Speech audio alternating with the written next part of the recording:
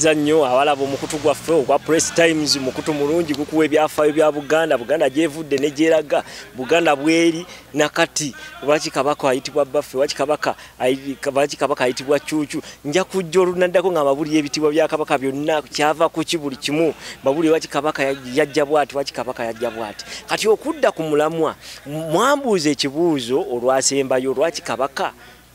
bedda baali nga bakambwe lwaki abantu bedda baali nga bakambwe ne bazadde baffe baali nga bakambwe kubanga nzijjukira bwe twakulira mu myaka gy'ekyenda awo kyenda mu ebiri kyenda mu esatu paka kyenda muzeyi waffe yalina omuggo ogwo gwa lukoba nga tatukubisa kubanga bwe yatukubisanga emiti emimwanyi nga gikutuka gisensebuka n'agenda emalabba waliwo gino emiggo yagujja na Kenya omuggo gwa labba nga gwatukubisa nagamba mwe temuuya mwaguba ddakala kamba kubisa enkuba kwega abasajja bedda baali bakambwe jjajjaffe yali musirikale wa First World War mu 1914 bamuyita Festonville era yali mwami wa kabaka Yegomba era naye yali mukambwe nnyo ng'akuba abantu ku kyalo mugende ku lusozi musabe enkuba etonnye kwegamba nkulaga abasajja bedda baali bakambwe kati twasembyeyo nga tulaba lwaki Buddu yafuuka part of Buganda yajja etya kubanga abantu baatolokanga ne bava wa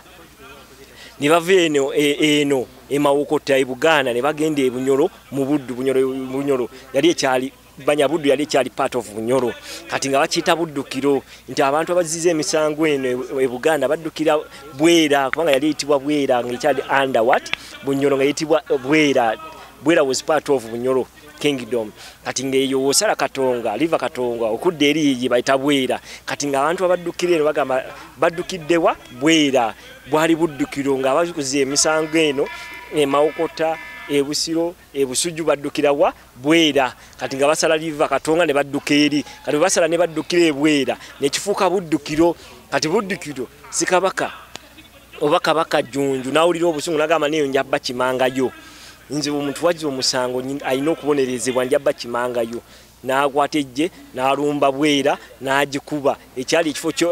kyebale Abaganda kyebaddukiramu nga bakita buddukiro nekyegatta ku Buddu era n'omulangira Bwakama bwe bamukwata ne bamukuba emiggo yafa bamukuba miggo na mayinja era okuttisa amayinja kwaliwo dda ne mu Bayibuli Abayisirayiri battisanga amayinja wayendanga mu Korani bagamba woyenda mu Korani sharia lyo egamba kuttisa amayinja nono omusajja Bwakambe yali omukambwe ennyo omunyolo bamuttisa amayinja ku mulembe gwa Kabaka Jjunju bagwa Kabaka Jjunju Buddu ne yegatta ku Buganda yali buddukiro nga abazize emisango mu Buganda baddukidde Bwera nga bakita buddukiro ekifo ekyo nekifuuka Buddu part of Buganda kati oyo kabaka kyava kuki kabaka omujja ku bukulembezi kabaka oyo nabagambye ekibonerezo kye yasooka okuwa yabaganga abakazi ng'omukazi gwakwana oba oli mu lubuto ng'akwegombye ng'akola ki nakwana woogana nga bakubagamu omwana oba wa myezi 5 oba wa mwezi 6 oba wa mwaka umanye wa myezi 8 atuuse nga bakubaga bubaazi tagala kumanya oba wa myezi 3 n'omuganda nga bakubaga ekyo kikyamuleetera omutawaana weyabaga mukazi wa muganda we wa mutowe Semakookiro kati Semakookiro n'anyiiga Semakookiro we yanyiiga yigatta n'abalangira abalala n'abambejja ne bakola ki ne bafunza kabaka ne bamukwata bamusanga sajja watu yali yeewumulidde amanyi nti abalangira bamukyalidde kozi no betegese bazze mukwata kumujja kuki kumusuuza ki intebe yabo akabaka era yali ali awo ne bakwata abafumu ne bamukwata bamukwata musajja wattu tebamutta ne bamusiba kati bamwe bamala omusiba kati gundi mutowe Semakookiro nawamba entebe ne yerangiriranga kabaka olinga bamusibye ne bamusiba kati bamusiba Semakookiro n'agamba musajja we yali escort we omugalagala n'amugamba nti muganda wange tomutta wadde tumujje ku Bwakabaka kati yenze kabaka negenda omusibe kubanga edda abakomera basimanga binnya nga bakusibira omwo kati ebinnya ebyo tulaba kati yazita andaki zine amajizi bakozesa basima andaki mu basima ku front line zatandika kweje emirembe basimanga ebinnya mwe bekwekanga ebinnya ebyaliwo ebiseere bye baterekanga abaddu nga basibira mu binnya Ndachi yavadda bakabaka bakwesanga ndachi okusibi nga ekomera nga prison basimanga ebinya ne bakusibira eyo ne bateka muki ne babikaka emiti nga basime kinyanga kya train bakuteeka eyo nga je bakusulira emmere bakusulira emmere kibakusulira nga bifene ngobereyo ne ngoliye bakusulira fene bakusulira amapapali mu binye ebyo biwanvu nga basime ebinyanga ebiringa ebya toyi ebinene njaba nyumiza nga tutuuse ku kabaka Kalema yasingo ko eseye enkole eyo mu 18 mu lutalo lwa madini ngenda gibanyumiza nga ntuuse kati nkyali mu 17 kati munnaye gundi webajjako kabaka Junju Ssemakokiro najjako mukulu we kati nawamba obwakabaka yamba obwakabaka mu 1797 ye yakulema mu 1797 paka 1814 Ssemakokiro yakulembera Obuganda kati munnaye nagamba Kikoso jeno kinagamba jeno Kikoso ndigeno osibeki mukulu wange oyo takyali kabaka musibe naye tomutta kati jeno Kikoso olw'obutawuliza bigambo bya kabaka yera tamutti kati nga weyateyo yamutta nagamba akamutte kubanga yizo kudda nawa naddamu nakuwamba ku bwakabaka kati yatuukeyo namutta kati nekinyiza nnyo kabaka Ssemakokiro nti otya muki mukulu wange ye mukulu wange gwenzirako lwaki omuse naye nakayamba kya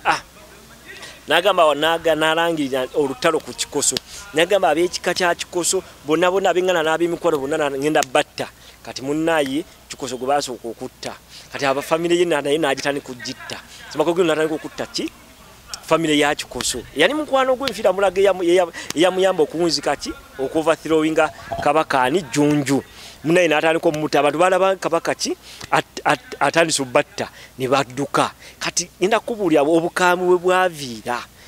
Ssemakokiro yali muntu mulamu naye we batta muganda ate n'atabuka musajja watu ne yejjusa lwaki muganda wange mujje ku bwakabaka kati bamusse badde naye muganda we yabaga mukazi we ng'ali lubuto lwa mwana mulenzi naye n'akola ki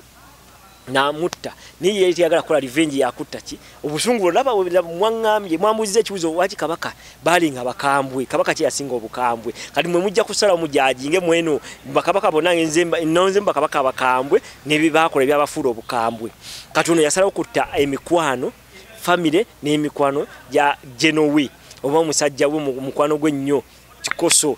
nagamba natandika okubatta kati bajja batya Abaganda abali bagoberera abali mikwano gya Kikoso bajja batya okuwaganguka okuva mu Buganda obwe kati nkulaga obukambi bwa kabaka Ssemakokiro yali musajja mulwanyi nnyo era mu kulwana nnyo yalwana n'agenda ebusogeyo n'awambayo n'agenda ki paka ku Kiyira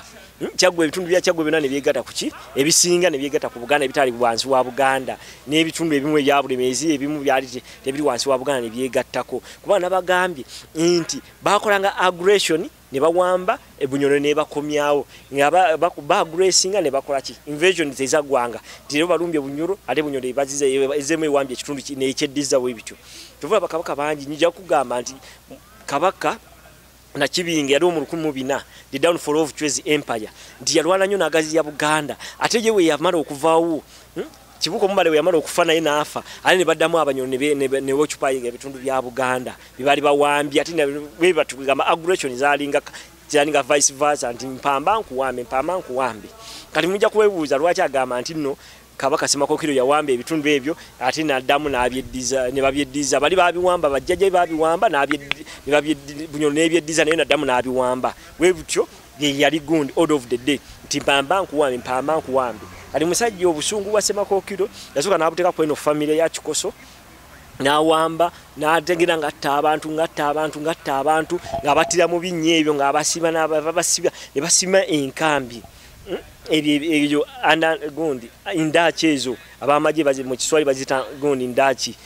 ne basima ebinya ng'abatira ng'abatisa mayinja abamu nga wamalogira ng'afuna obwana obuto mugende mu kuba amayinja paka banaafa abo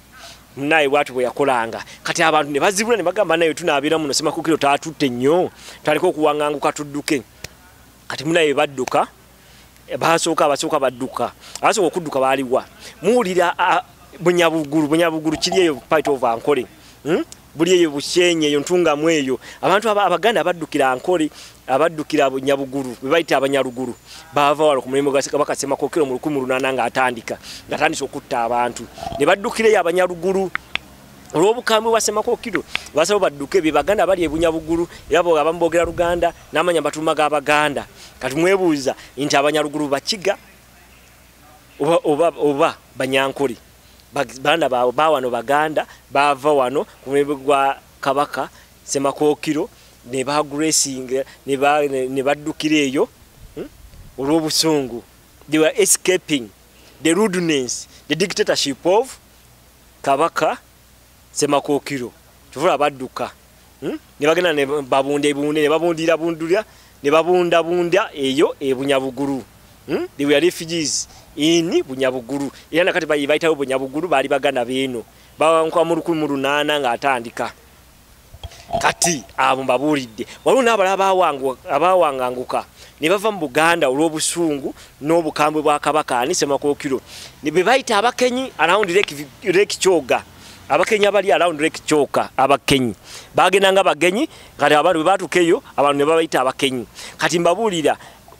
abantu abali around Lake Kyoga bana bayita abaluuli abamu balu bayita baluuli abamuki be abaganda bava wane mu busiro mu mawokota wa ne baddukira mu ezo parts kati bayita abamu bayita baluuli abamu bayita baluuli abamu bayita banyoro abamu be bayita abakenyi be abamu abadduka ku mulembe olw'obusungu n'obukambwe bwa Kabaka Ssemakokero be bayita abakenyi abali nanye Lake Kyoga. Bagenda ne babayita bonga bayita bagenyi mu kiri ekitundu ekigambo kyava mu bagenyi ne bafuuka abakenyi. Kati abalala baddukira kuleki Nalubaale ne bagenda paka Kenya. Kenya ku ezimu ku mbalala z'ennyanja eziri ku olubalama oba ports eziri around Lake Victoria mu Kenya eri